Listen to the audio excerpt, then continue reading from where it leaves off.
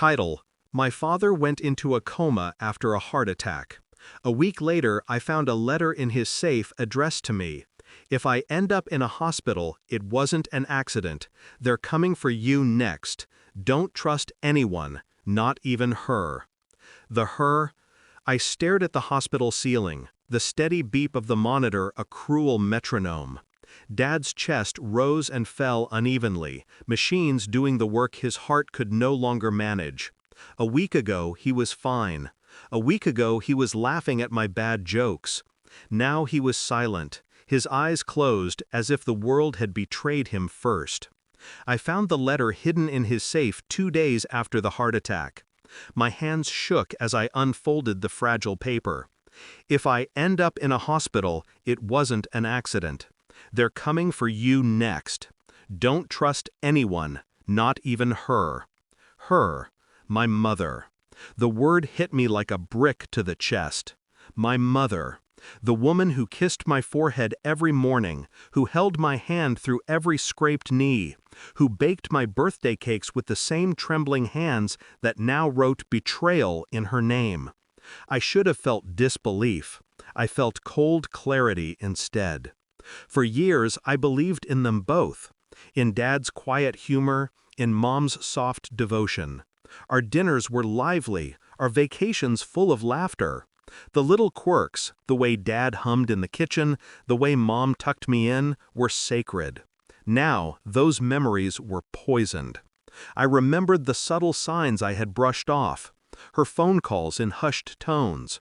The way she avoided Dad's gaze when he asked about finances.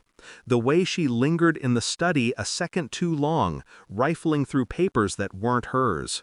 I had blamed stress, the monotony of routine. I hadn't realized I was watching a master manipulator at work. The letter changed everything. I stopped blaming, started observing. I hired a private investigator the same day.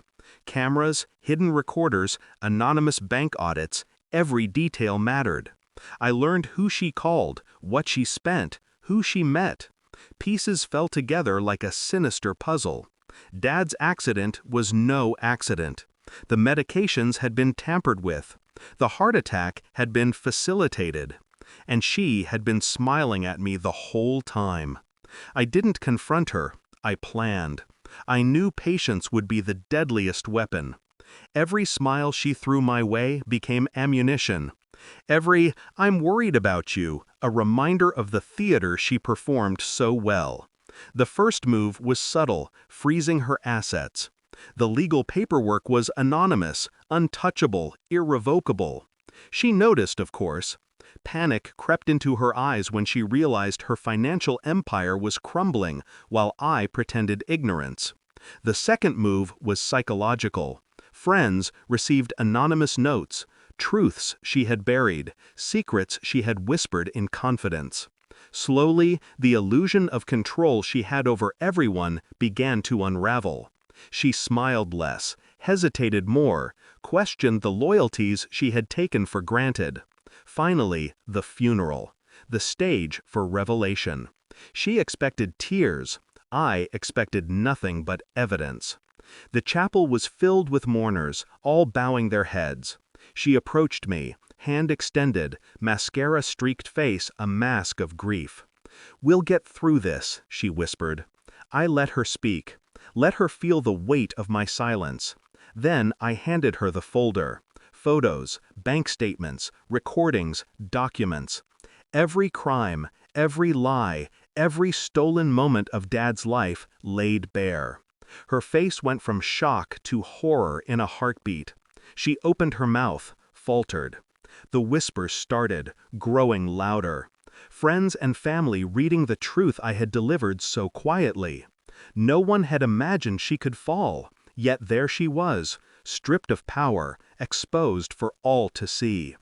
I felt no triumph in her ruin, just the cool, quiet satisfaction of justice served. Dad's absence still hurt, but betrayal had a name, and it was hers, not mine. Weeks later, the funeral never happened. I scattered Dad's ashes in the lake he loved, alone, with only the wind for company. No tears, no audience, no theater. Just remembrance and a sense of control restored. I keep the letter now, framed in my study, a reminder that vigilance is strength, that love is not always loyalty, and that silent strategy is the deadliest force of all.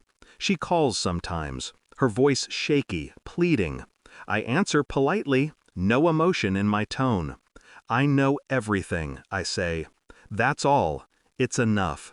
Justice isn't loud. It isn't dramatic. It's calculated, precise.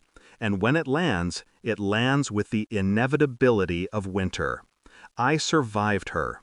I survived the betrayal. And in that survival, I found power. Cold, measured, absolute power. No one will ever touch me again.